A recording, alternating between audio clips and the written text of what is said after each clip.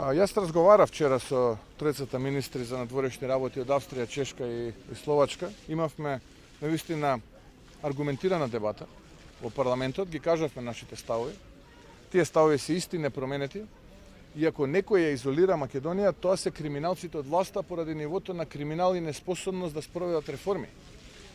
Промената на уставот не е критериум, како што вие велите, за изолирање на Македонија. А од друга страна, пак од истите тројца добив уверување дека во ниту еден момент не го кажале зборот изолирање, туку рекле ќе има задоцнување во процесот.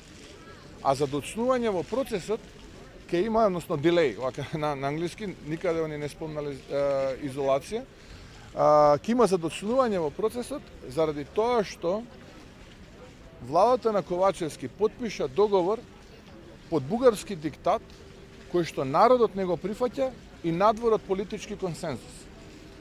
Основен виновник, ако Македонија задоцни во процесот, е оваа криминална влада, затоа што, освен тоа што потпишува договори, на слепо, многу краде и е неспособна.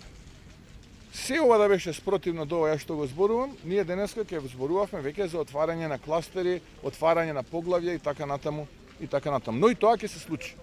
Со промена на оваа влада ќе дојдат луѓе кои што знаат како да ја изведат Македонија од оваа состојба во која што се наоѓа. Во право сте, следната недела најавени се тројца министри за Европа на Сојузна република Германија, на Франција и на Полска.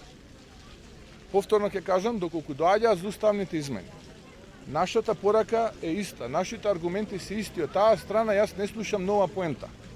И ако доаѓаат за тоа, навистина ќе бидам разочаран и загрижен, бидејќи овој народ овде, а и низ цела Македонија, последна работа која што им паѓа на памет со уставните измени. Луѓето имаат реални, суштински проблеми како да го поминат месецот од први до први, како да се подготват за следната учебна сезона, за следната грејна сезона.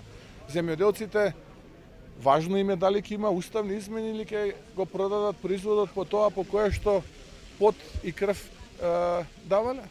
Тоа е суштината. Луѓето умираат по ходници во болниците, децата добиваат учебници на крајот учебната сезона и така натаму и така натаму. Имаме ние многу суштински и реални проблеми кои што се многу поважни од тоа кое што треба да ги одржи уште некој месец повеќе на политичката сцена луѓето кои што немаат народен легитимитет, како Маричич, Ковачевски, Османи и останатата група таму во влада.